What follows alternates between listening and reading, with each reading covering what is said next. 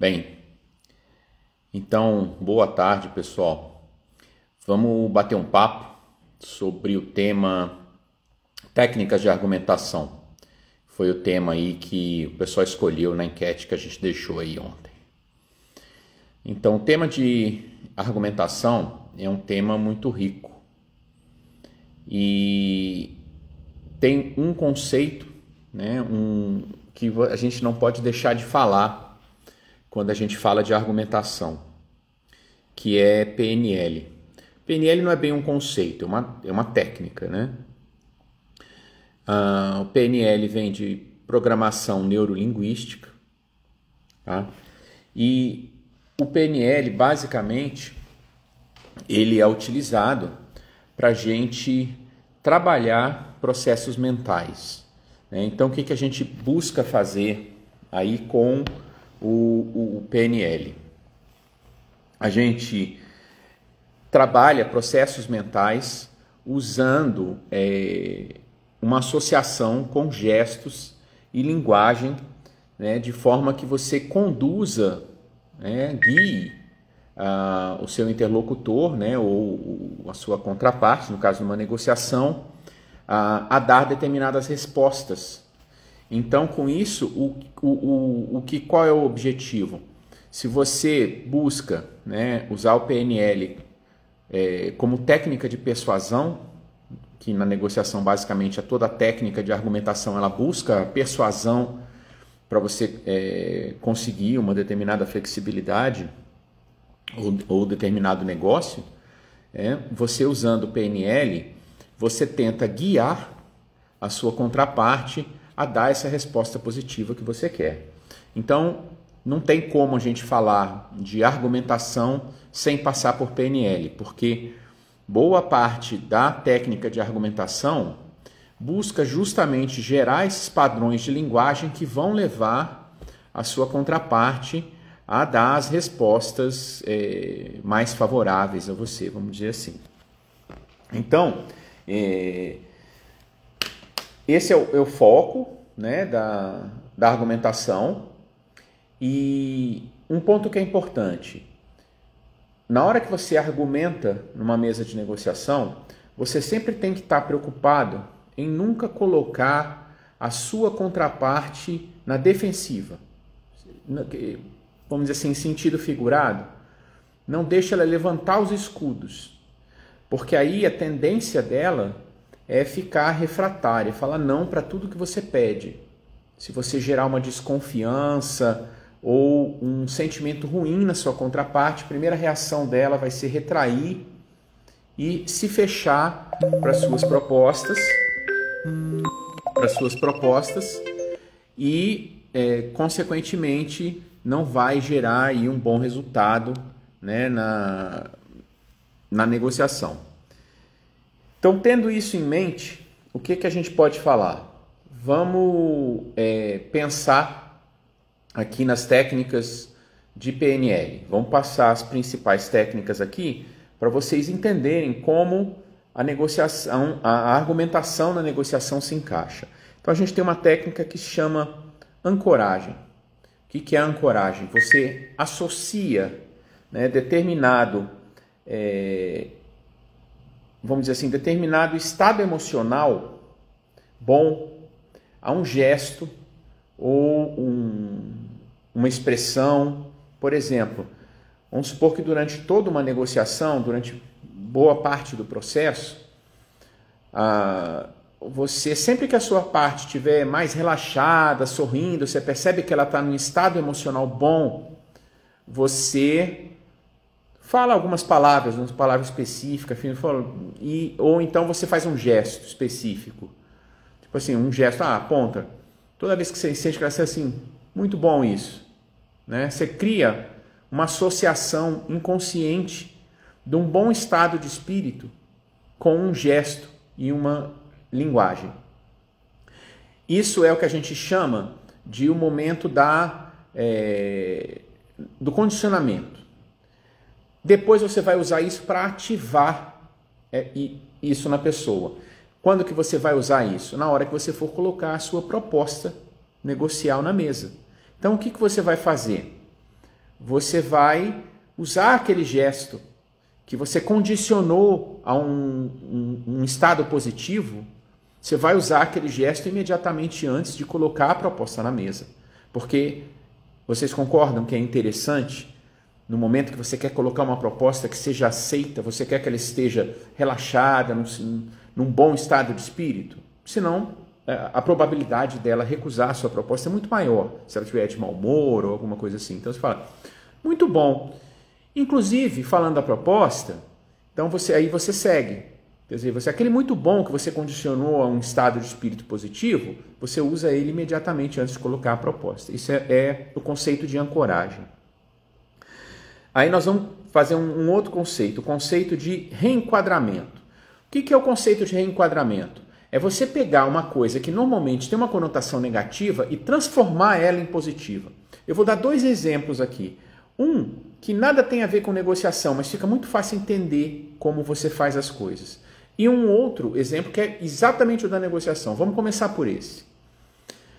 Vocês devem já ter bastante visto na internet, quando alguém oferece alguma coisa para vocês, eles falam, olha, seu investimento nisso é tanto. O que está acontecendo aí? É o uso de uma técnica de reenquadramento, uma técnica de PNL, para tentar converter aquilo em venda.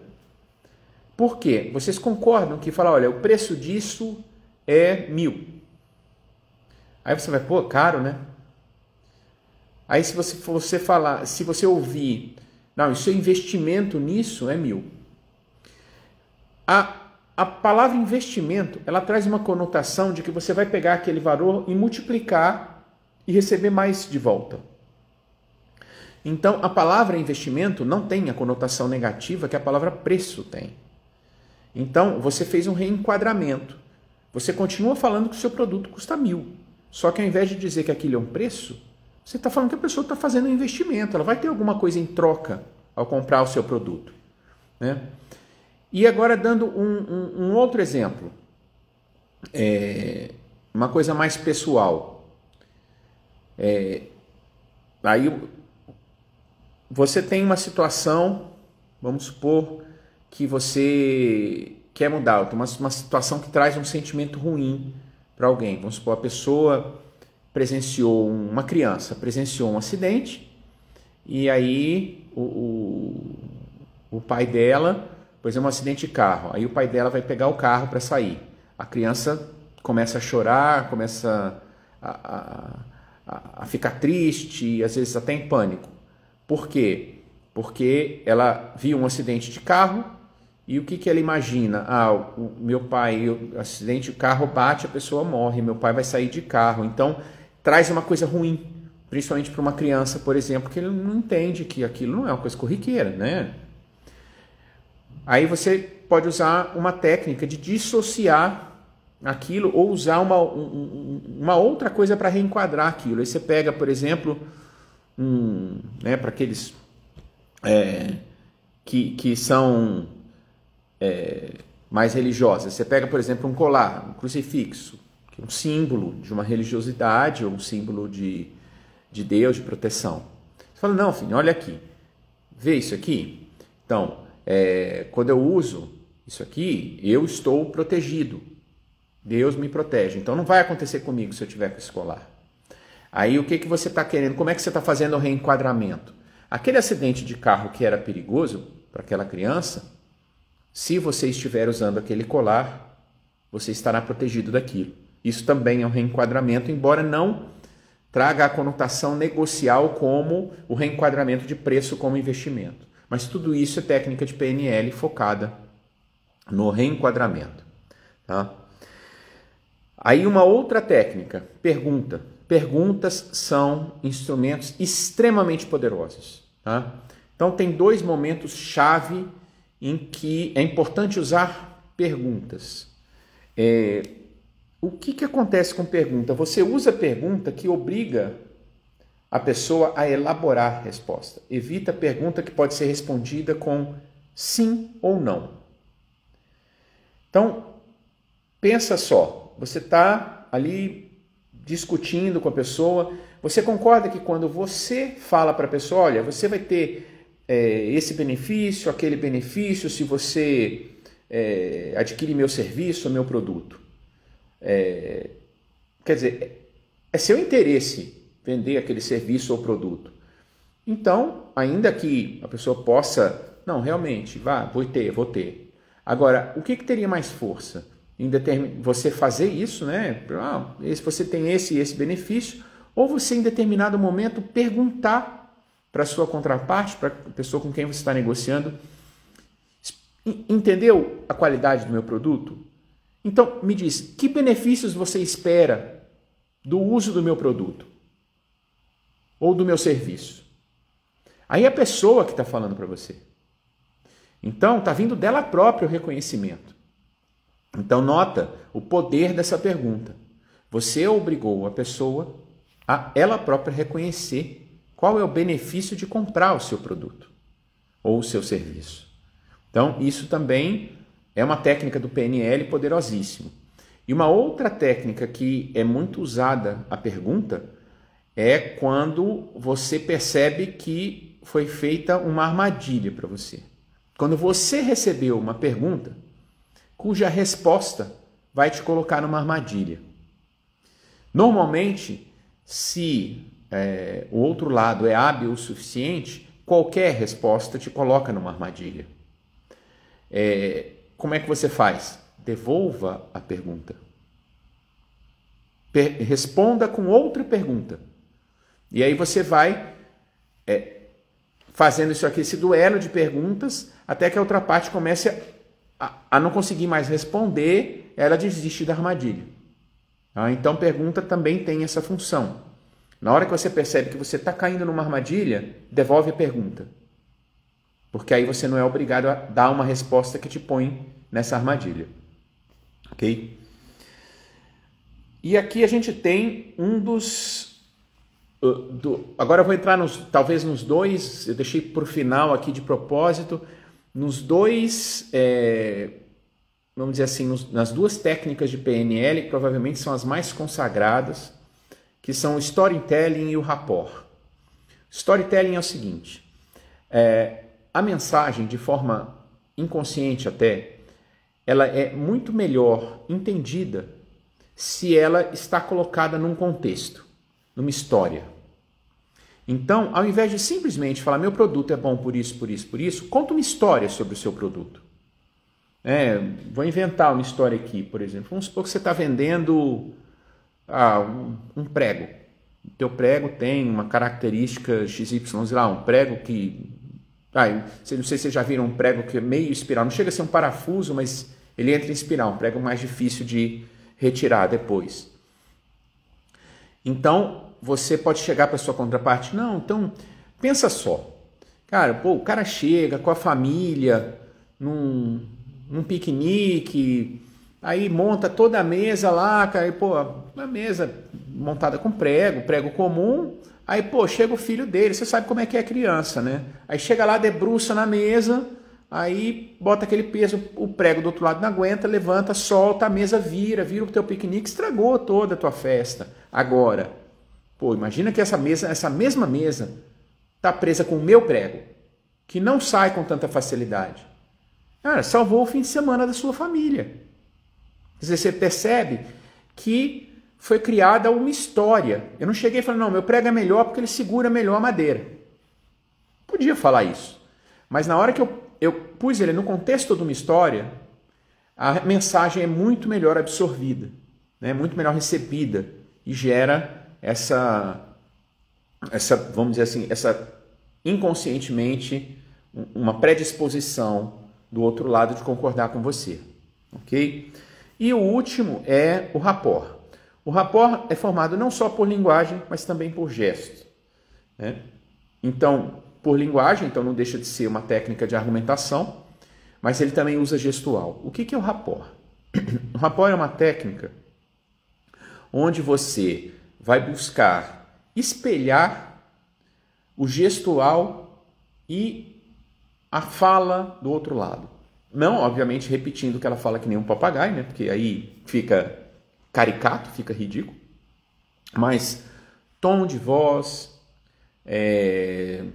tentar calibrar a sua senoide vocal, né, que é esse sobe e desce do tom da nossa voz com do outro lado, imitar discretamente determinados gestos, tipo a pessoa pega um papel aqui, você pega um papel também, assim, mas não uma coisa muito evidente, né? Isso é uma coisa, o resultado é completamente inconsciente, tá? A pessoa vai inconscientemente fazer uma conexão com você. Por alguma razão, ela começa a se conectar com você. Então, quando você coloca alguma proposta, fala alguma coisa que te interessa, com o rapport, a ideia é você gerar uma predisposição na pessoa de concordar com você ou fazer o que você pede. Tá? Então, essa também é uma técnica muito conhecida aí de PNL. Tá. Vocês vão ver agora, vou comentar pequenos truques de oratória, né, e de argumentação, que na realidade também não estão desligados do PNL. Né? O PNL está presente em toda a argumentação. Porque, como falei lá no início, o PNL ele é uma forma de gerar uma maneira inconsciente na pessoa de guiar as respostas dela, que pode ser por gestual ou por linguagem. Então, você sempre pensa nisso na hora que argumenta. Então, agora, entrando em alguns truques aqui na oratória, que de certa forma também são pensados em cima do PNL. Primeira coisa, se durante a negociação tem algum ponto que você não pode flexibilizar de jeito nenhum, você está discutindo, toda negociação tem uma série de pontos negociais, volume, preço, garantia, prazo, quer dizer, N pontos que você está negociando. Onde você não puder flexibilizar, nunca aumente isso, nunca gere importância sobre esse ponto. Ao contrário, reduza a importância daquilo que você sabe que não poderá ser flexibilizado. Então, você não fala para a pessoa, olha, eu sei que isso é muito importante para você, mas eu não posso fazer. Você fala, olha, não, fizemos um esforço aqui, conseguimos esse outro ponto para você, aqui eu tive um pouco de dificuldade para aprovar, mas continuando aqui os nossos pontos, quer dizer, você passou muito de leve, falou que ali você tem uma dificuldade e foi embora. Lógico, ela pode puxar esse assunto de novo, ter um pouco mais de discussão em cima dele, mas não vai partir de você aumentar esse ponto. E o contrário, quando você pode flexibilizar, aí você aumenta o ponto. Aí você capitaliza.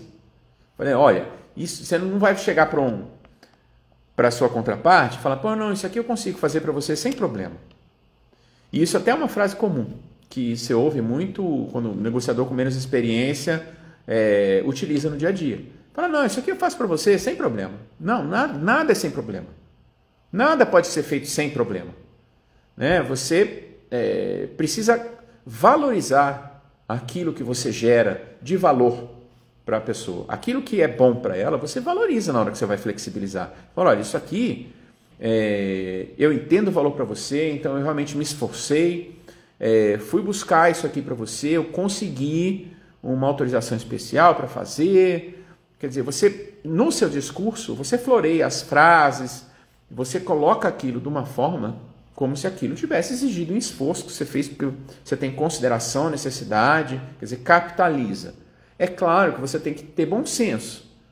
Coisas que são ridículas, você não pode capitalizar tanto, porque vai parecer uma coisa, vai virar caricatura. Por exemplo, tipo assim, essa aqui você pediu para trocar de lugar, essa vírgula no documento, realmente me deu muito trabalho. Quer dizer, você tem que ter bom senso. O que realmente você consegue valorizar. Tá? Então, é importante isso. Normalmente, você vai dar várias respostas ao longo de uma negociação. Comece com as positivas. Você tem vários pontos. Alguns você pode flexibilizar, outros não. Ou dentro de um pacote, por exemplo, negocial, que a gente já viu nas lives, né, das chaves negociais, a gente falou muito do pacote. Aí o que você faz? Quando você tem um pacote ou você tem vários pontos isolados que sejam, e você vai ter que, alguns da notícia que você pode flexibilizar, outros da notícia que você não pode. Comece pelos que você pode. Porque se você começa pelo que você sabe que a sua contraparte não vai gostar tanto, você tende a pôr ela na defensiva. Então comece falando, não, olha, isso aqui, cara, eu fui à minha diretoria, eu entendi a sua necessidade, eu fui lá, corri atrás, eu consegui fazer para você. Aí na hora que você precisar vir com os pontos em que ela não gostou tanto, então você pelo menos vai pegar ela num estado de espírito melhor, né? Ao passo que se você dá a mensagem negativa primeiro, você corre o risco de quando você der a positiva e for tentar capitalizar ela, você encontra a sua contraparte completamente fechada, porque ela já se fechou na hora que você falou o primeiro não. Então tome cuidado com isso. E evite construção de frases muito negativas. Tem algumas palavras que elas, vamos dizer assim, elas são tapa na cara em termos de negativa. Uma delas é o próprio não, nunca, jamais. São palavras com uma negatividade muito alta. Se você puder construir a frase de forma a atenuar a negatividade quando você tem que dar uma notícia negativa, porque muito provavelmente ao longo de uma negociação, principalmente se ela for uma negociação grande, em alguns momentos você não pode flexibilizar, você tem que dar a negativa. Mas tente construir a frase de uma maneira que você evite, né? Eu acabei de falar uma frase, inventar uma frase agora para dar um exemplo para vocês. Por exemplo, ao invés de você falar, não, eu não posso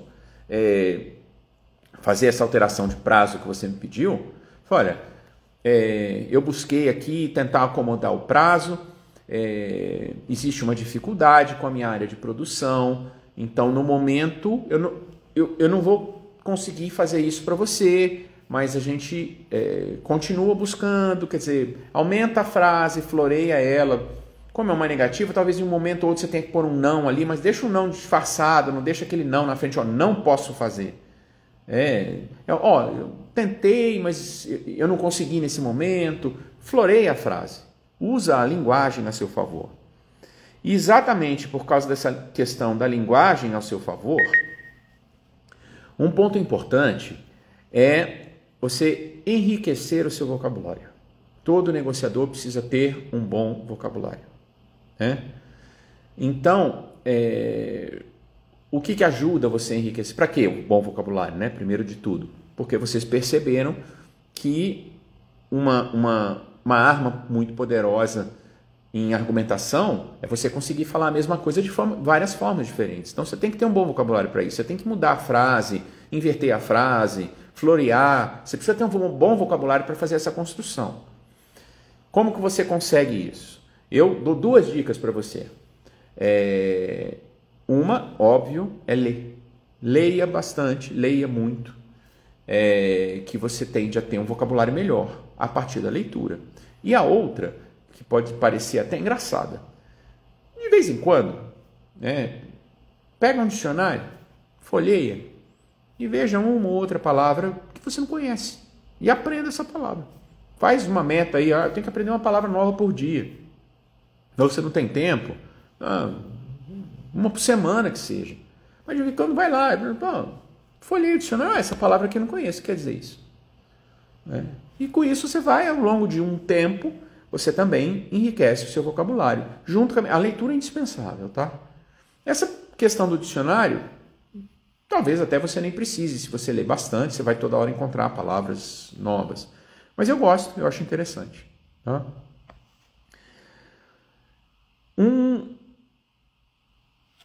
Um ponto que é interessante, que a gente vai entrar justamente nessa questão de como construir frases. Pensa só, você não quer colocar a sua contraparte na defensiva. Usando o PNL, você também vai querer sempre converter construções negativas em positivas. Então, qual é a melhor forma de fazer isso? É começar concordando. Quer dizer, se a sua contraparte quer alguma coisa, ou fala alguma coisa, fala uma frase, qual é a melhor forma de gerar um bem-estar, de tentar guiá-la para uma resposta positiva? É concordar com ela. Então, mesmo que o sentido final da sua frase seja negativo, começa concordando. Você numa frase, você normalmente tem pedaços com os quais você pode concordar. Você pode, por exemplo, vamos supor que você está tendo uma discussão a respeito do mercado e você está querendo precificar o seu produto num determinado nível, a sua contraparte está argumentando, não, o mercado está ofertado, não faz sentido esse preço que você está colocando para mim. Aí você fala, não, concordo com você, realmente, o mercado está ofertado nesse momento, mas veja bem que o acerto financeiro do nosso negócio vai ser daqui a 3 meses. Daqui a 3 meses, se você pegar a curva dos analistas, eles já estão projetando uma queda da oferta. Então, naquele momento, a gente não vai estar mais, nós vamos estar já mais à frente do ciclo. Então, vocês notem que eu falei basicamente que estou argumentando no sentido de não ajustar o meu preço. Mas eu comecei concordando com ele, que o mercado realmente está demandado. Quer dizer, na hora que você inicia concordando, ele tira o pé de trás. Ele fica mais receptivo ao que você quer falar. Uma outra questão, evita, principalmente quando você terminar uma frase, é bom terminar as frases com alguma coisa positiva. Tá? Por quê? Porque a nossa mente, ela tende a guardar a última coisa, o que foi falado mais recentemente. Então, você pode, ao construir uma frase, você sempre busca alguma coisa positiva para terminar essa frase. Agora, um ponto importante, não usa mas ou os seus sinônimos. Entretanto, porém, porque aí você mata esse final. Você fala, olha, se você começar uma frase assim, com uma coisa boa e colocar um mais, você mata a coisa boa. Você só pode usar o mais se o final for bom. Então, eu vou falar a mesma frase de 2 formas. Estou discutindo com um funcionário e, obviamente, quando você discute com um funcionário, você quer motivá-lo, incentivá-lo a produzir mais, melhor. Aí você pode chegar para ele, olha, a sua condução da reunião foi boa, mas você não lembrou de chamar todo mundo que tinha que estar na sala.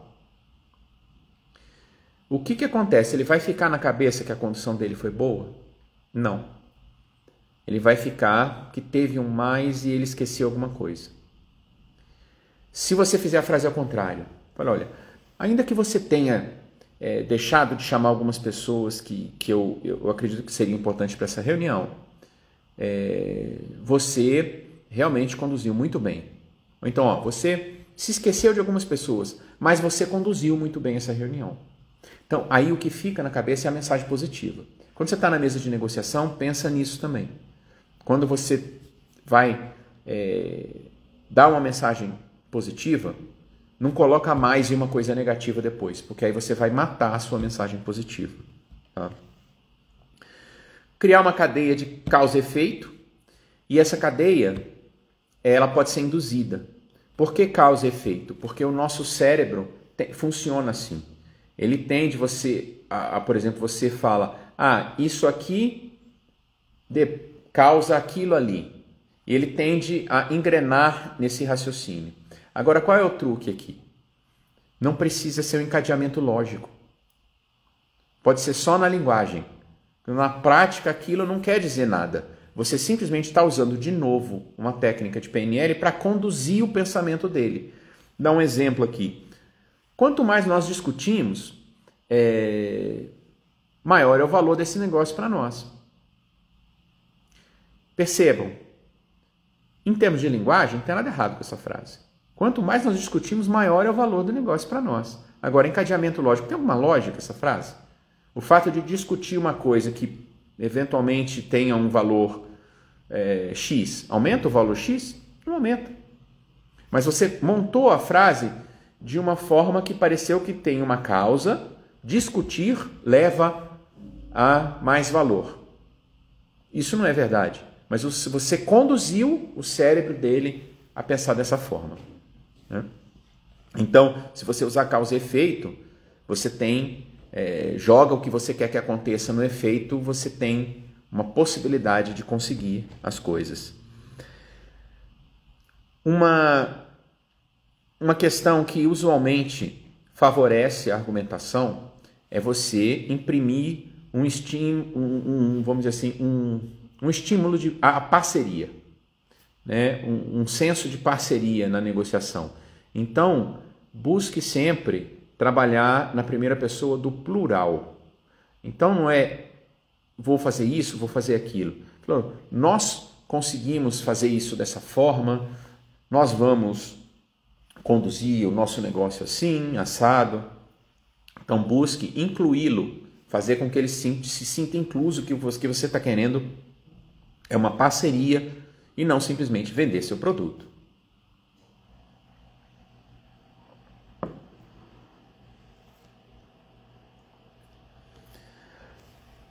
Um outro ponto que é importante, dê a ele a noção da pleonasmo, né? Dê a ele a noção da importância. É importante, dê a ele a noção da importância que ele tem nessa negociação. De que forma? Faça ele participar. Olha, eu estou tendo uma dificuldade aqui com a minha diretoria. Você me ajuda para a gente chegar num formato que eu consiga aprovar? Quer dizer, traz ele para o jogo. Fala, olha, sozinho eu não vou conseguir fazer, me ajuda. Você é importante. Sem a sua participação, a gente não consegue. Porque aí, na hora que ele se sente importante, ele vai te ajudar e ele vai ficar orgulhoso, vamos dizer assim, com aquilo que foi gerado a partir desse trabalho. Então, obviamente, você vai conduzir o que quer que vocês estejam fazendo para uma coisa que você sabe que é possível ser aprovada. Na hora que isso vier, ele vai achar que fez um ótimo negócio, inclusive ele participou da formulação. Aí você traz ele para dentro.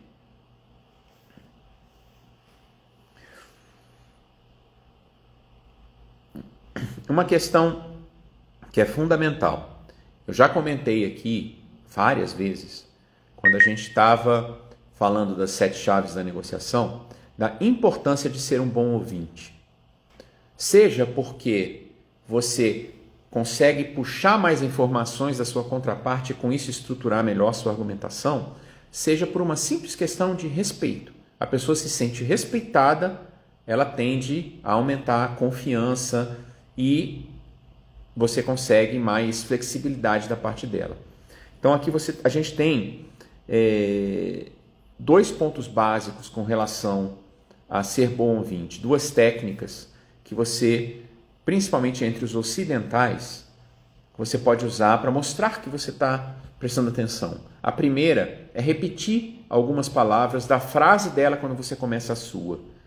Ela fala uma frase, não, o meu produto hoje é líder de mercado, ele é o que tem a melhor qualidade, por essa razão, o meu preço é X, eu espero que você reconheça isso.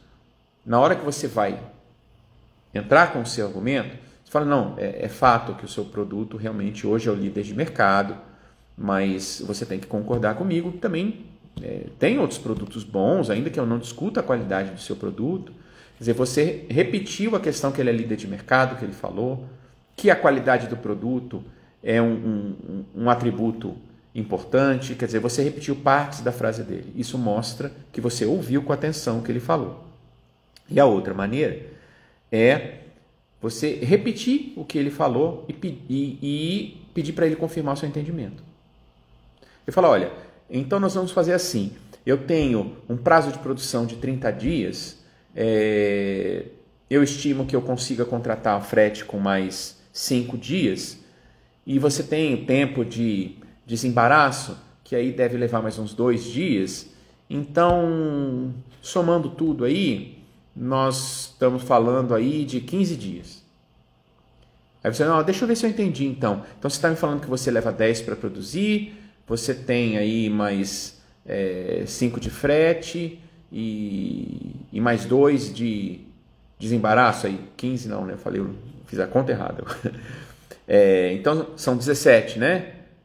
Aí ele fala, não, sim, são 17. Então, quer dizer, você está basicamente repetindo e confirmando o entendimento. Isso é útil para mostrar que você está ouvindo e também para evitar engano depois. Na hora de fazer o documento lá, que registra a negociação, aí bota lá, 20 dias. Eu falei, não, mas não era 20. Não, mas então, eu falei, não, acho que a gente não entendeu direito. Quer dizer, faça, se você acha que pode haver uma dúvida no momento de registrar o documento, repita e peça a confirmação do entendimento. Porque aí você evita um desentendimento depois, que na hora do documento é muito mais desgastante, porque aí pode parecer que você está voltando atrás na palavra que deu durante a negociação. Uma questão cultural, né, lembra que eu falei que é especialmente relevante essa questão de repetir do ouvinte entre os ocidentais. Eu já negociei bastante com orientais, então isso é uma coisa que eu aprendi e isso vale, na realidade, para vários aspectos da negociação. Você sempre tem que perceber, e é bom pesquisar isso antes, na fase de preparação da negociação, se você não está negociando com uma cultura semelhante à sua, se existe alguma característica específica desse povo. Os orientais, eles têm uma característica, eles ficam muito confortáveis com o silêncio e não necessariamente eles precisam ficar demonstrando a toda hora que eles estão ouvindo. Então, o que acontece com eles? Eles podem simplesmente ouvir sem se pronunciar. Ou então, às vezes, já chegam ao cúmulo de estar de olho fechado enquanto você está falando. Não estão dormindo. Eles estão prestando muita atenção. Tá? Então, eles têm essa. Então, não ache que você está sendo ignorado. Ou também não precisa se preocupar em repetir a toda hora, porque eles entendem muito bem que o silêncio você está ouvindo. Tá? Isso é uma questão cultural. Outros aspectos da negociação pode ter tratamento diferente em diferentes culturas. Então, se a sua negociação vai ser com pessoas de uma cultura diferente da sua, faça uma pequena pesquisa se existe alguma característica específica que pode influir na negociação para você evitar, às vezes, até algum constrangimento. E agora, mais alguns pontos. Quando você argumentar com alguém e você não puder flexibilizar, reforce para ele qual é o que a gente chama o save face, quer dizer, qual é a justificativa disso, porque ele vai ter que dar essa justificativa para alguém para ter aceitado a sua posição. Se ele não tem justificativa, ele não pode aceitar a sua posição. Então, facilite para ele. Reforce a justificativa na sua argumentação. Cuidado para não entregar a sua BATNA. Lembra, BATNA é a sua alternativa se você não fechar o negócio, é o que te dá segurança para negociar. Se você entrega para ele qual é a sua alternativa, isso pode não ser bem interessante, especialmente se a negociação vai continuar muito tempo depois, porque ele pode começar a trabalhar para atrapalhar a sua BATNA.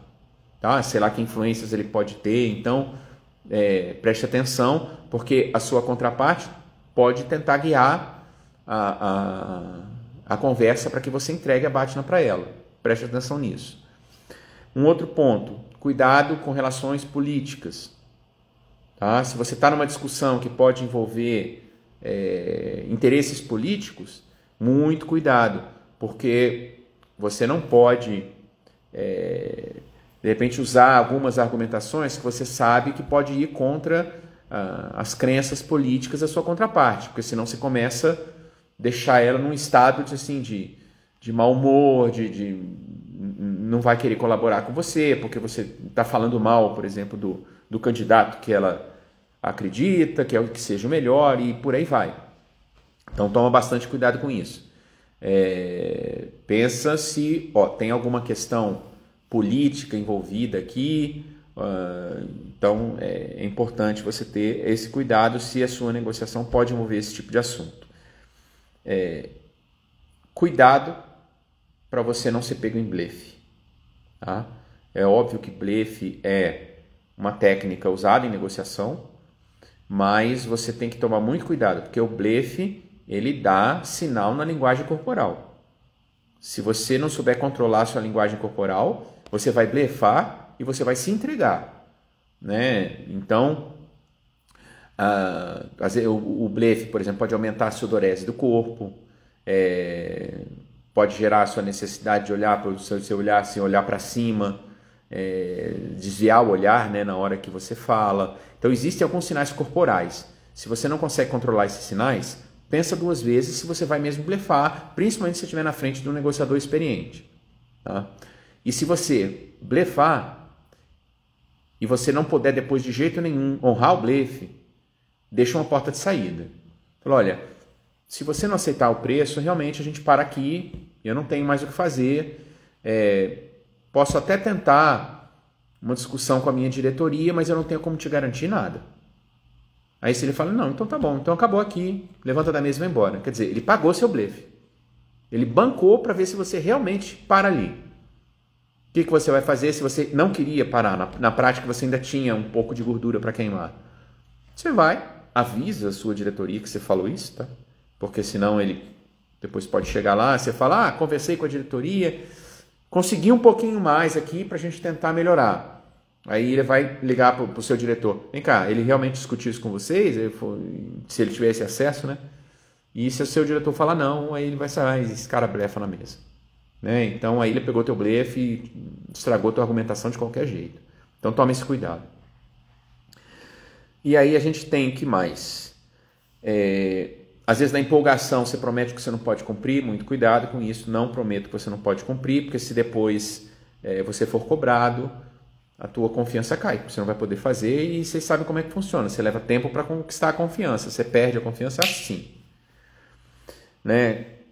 Quando você leva uma discussão para o canal informal, tenha o cuidado de levar as pessoas certas. Não adianta você levar para o canal informal uma pessoa que não conhece direito o assunto que você quer discutir, principalmente em negociações grandes, compartimentadas. Eu tenho aqui um grupo que discute a parte financeira, um grupo que discute a parte técnica, um grupo que discute a parte jurídica. Você pega um cara do financeiro, convida ele para jantar e quer fechar uma cláusula jurídica com ele. Não vai jantar. Então, pense bem, né? Convide as pessoas certas, que têm a possibilidade, que entendem do assunto que você precisa discutir. E mais que isso, que tenha o poder de decisão. Não adianta nada você pegar alguém certo, não, esse cara pode discutir o financeiro. Só que o líder da negociação está 2 posições acima dele. Aí ele chega, não, realmente, eu acho essa uma boa ideia. Aí chega, volta na mesa de negociação, depois lá da ocasião informal. Aí fala, não, e aqui então que a gente conversou? Aí ele, mas meu chefe não concordou. Então chama o chefe. Né? Então a lógica é essa. Porque isso é um ponto da organização da negociação. Presumem-se, via de regra, a gente espera até, que os negociadores líderes eles estão mais ou menos dentro das suas respectivas empresas pareados em poder de decisão. Então, não funciona. Normalmente você não faz uma negociação relevante onde um lado da mesa está o presidente da empresa, do outro lado da mesa, tipo assim, média gerência para baixo. Então, isso normalmente não acontece.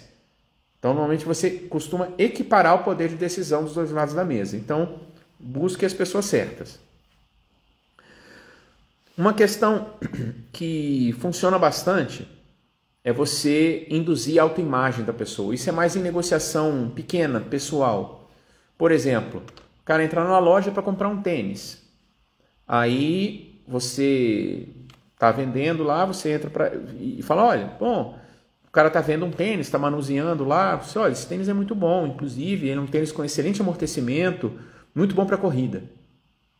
Aí o cara vira para você, então não deve ser bom para mim, cara, porque eu realmente não sou um corredor, né? Não é a minha cara. Aí você vai fazer o quê? Você vai, quebrei a cara, conversa errada, acabou minha venda. Claro que não. Aí fala, não, mas como assim? Pô, olhei pra você, vi um cara, atlético, seu biotipo, cara, jurava que você é corredor, cara. Olha, se você não é, você devia ser, cara, porque, bom, realmente você tem um biotipo de corredor, você é um atleta, a gente vê que você é um cara que faz muito exercício, levanta a autoimagem dele. O cara vai falar, é mesmo? Pô, Será? Não, de repente até começa a correr. Quanto é que é o tênis mesmo? Né? Então, usa essa questão da autoimagem. Isso é especialmente bom para quem tem ego inflado, tá? Necessidades.